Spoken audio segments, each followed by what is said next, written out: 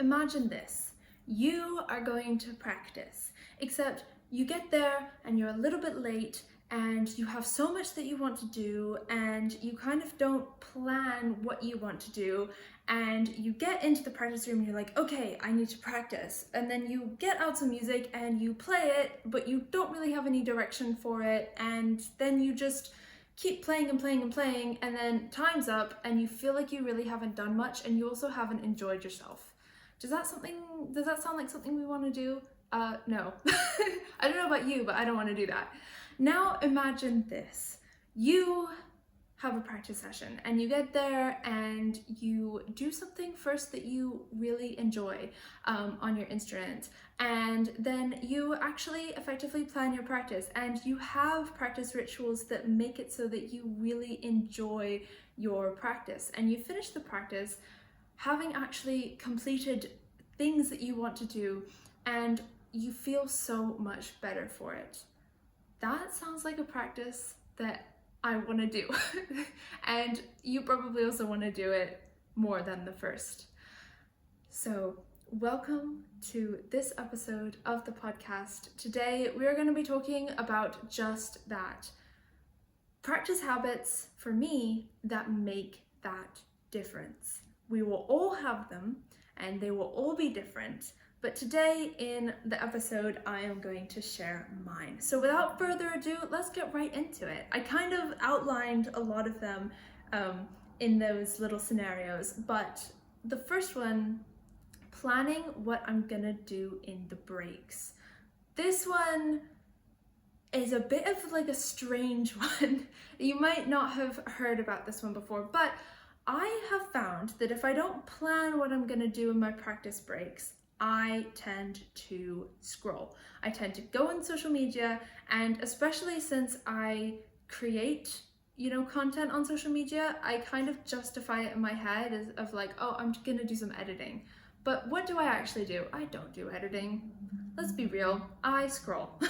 And I don't know what you do in your practice break, but maybe you also scroll, or maybe you do something that, at the end you feel very like, ugh, I didn't actually rest in that practice break.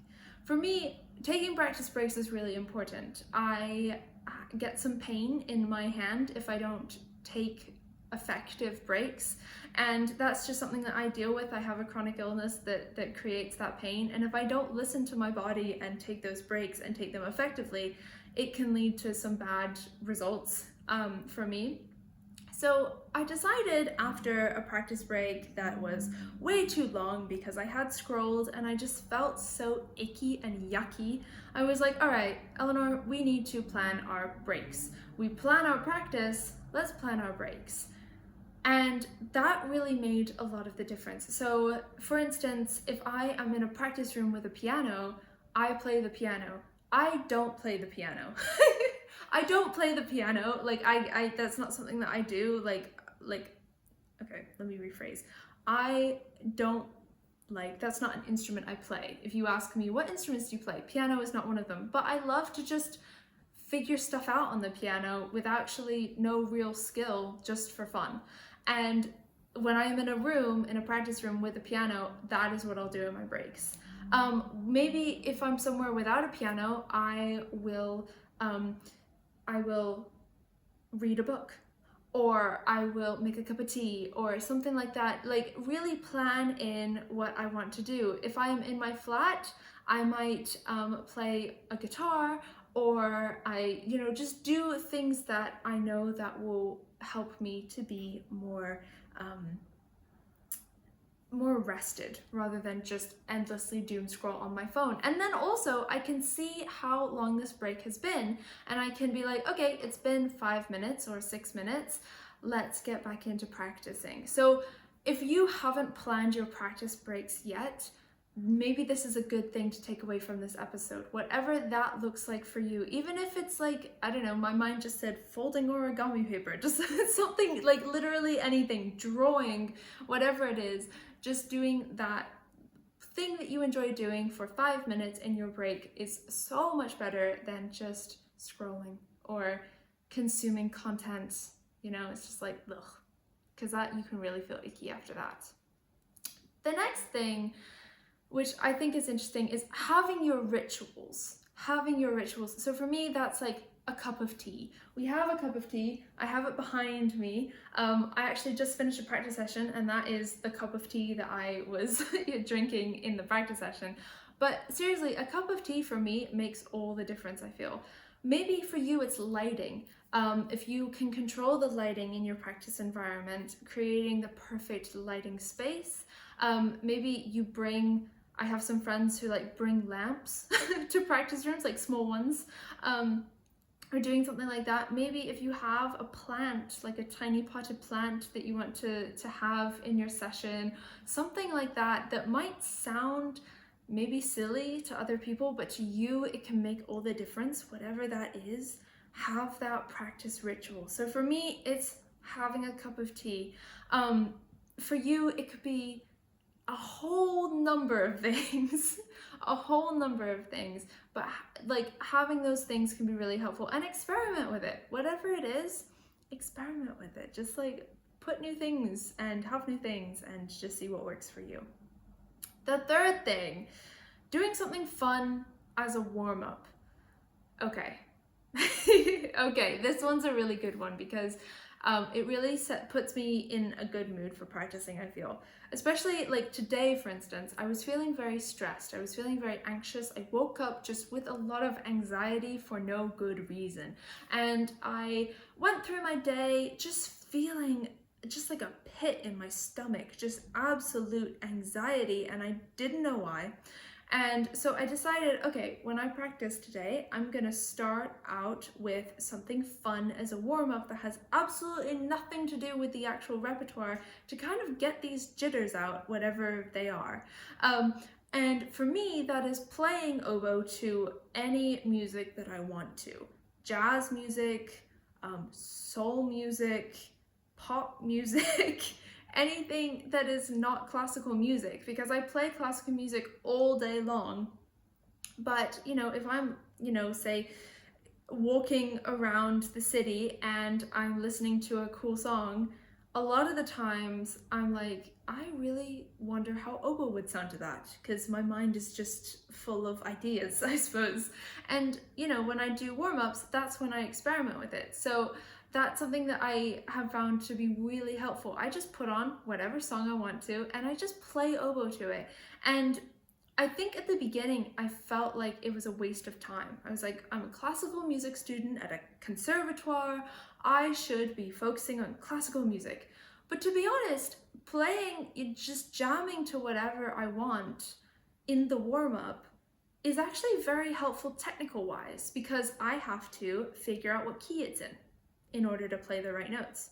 I have to think about the chord structure of the piece. Well, it's a song, but and especially if the song is very simple, if it's a pop song and has like 4 chords, like how pop songs usually do, that really, you know, once I have those chords down and the key down in my mind, I can really like have fun with it, and it's not too difficult to just have fun with. And then when I do it, I usually like do arpeggios up and down the oboe in said chords, or maybe I do like the scale and I go really fast up and down and I land on a note and I, you know, do whatever. That's really technically demanding. And you can make it as technically demanding as you want to, but I've found that literally jamming to pop songs for me can really help highlight maybe technical elements that I don't realize I need to work on. So maybe there's a pop song that has a specific arpeggio that I'm like, gosh, I don't know the notes to this. Then I'm like, okay, well maybe that's something that I can work on when I'm practicing arpeggios. It's something that can really highlight that, and especially since it's fun when you're playing to a song that you enjoy, you can get very good at that arpeggio because you're just having fun.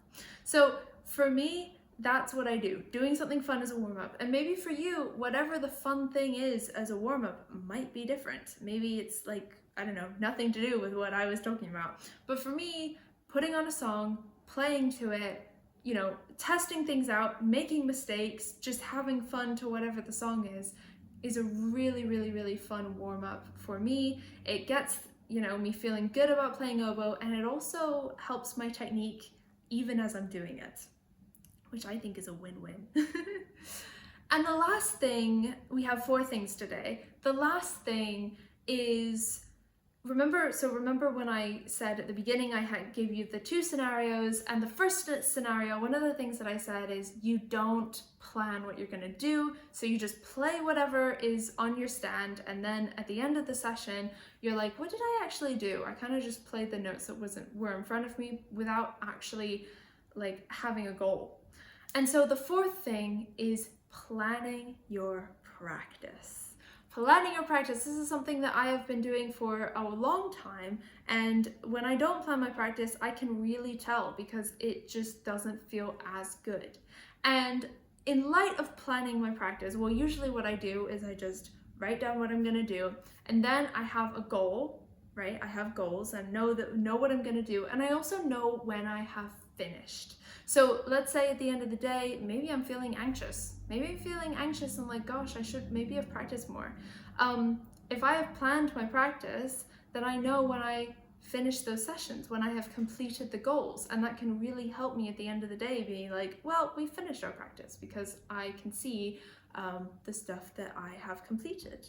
And in light of that, I want to share with you a tool that has really helped me. If you're thinking right now, Eleanor, I want to plan my practice, but I don't really know how. Well, I got the tool.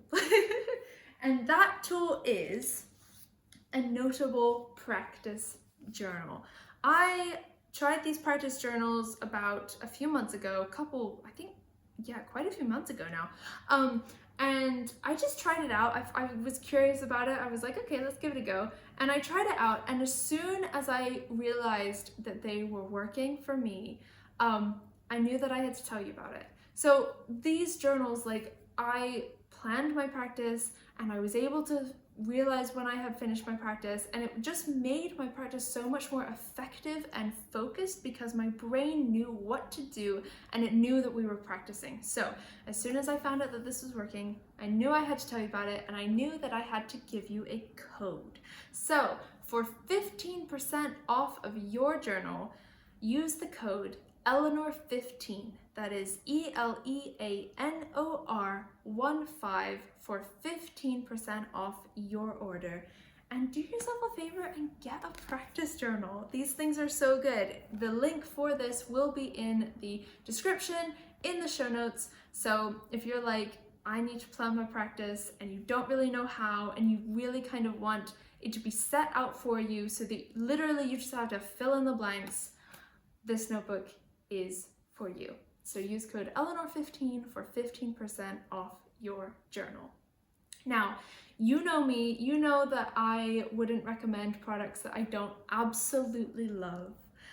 This code is an affiliate code, which means that I do receive a commission with no extra cost to you. All right, so let's do a recap, shall we? The first thing is planning what I'm gonna do in the breaks so that I know what I'm gonna do. I'm gonna read, I'm gonna play the piano, I'm gonna play the guitar, I'm gonna make a cup of tea, I'm gonna do, whatever it is. Even if it's lying on the floor, planning what you're gonna do in those breaks so that you don't end up doom scrolling. The next thing is have your rituals. For me, that's having a cup of tea. For you, that might be, having specific lighting or bringing something something that you like maybe a small potted plant or maybe a stuffed toy or whatever it is to your sessions. The third thing is doing something fun as a warm-up. Mine is playing to random music. It's a great way to start, and it's also a great thing for realizing maybe technical flaws that you have that you want to work on. And the last thing is planning your practice, and a great tool with that is a Notable practice journal, and the code as well as the link will be in the description, in the show notes for you to take a look at. All right, that is about it for this episode. Thank you so much for hanging out with me today. As always, all the information and all of the links to do with this episode will be in the show notes in the description, including the blog post that goes with this episode, as well as the link to get your Notable practice journal. I hope that you enjoyed this episode. If you did, please do let me know, show the love, however that looks like on whatever platform you're listening to. Subscribe, like, follow, whatever it is, leave a comment, just show the love. I love to see it and I love to hear from you. And other than that, I will see you in the next episode. All right, take care. Bye-bye.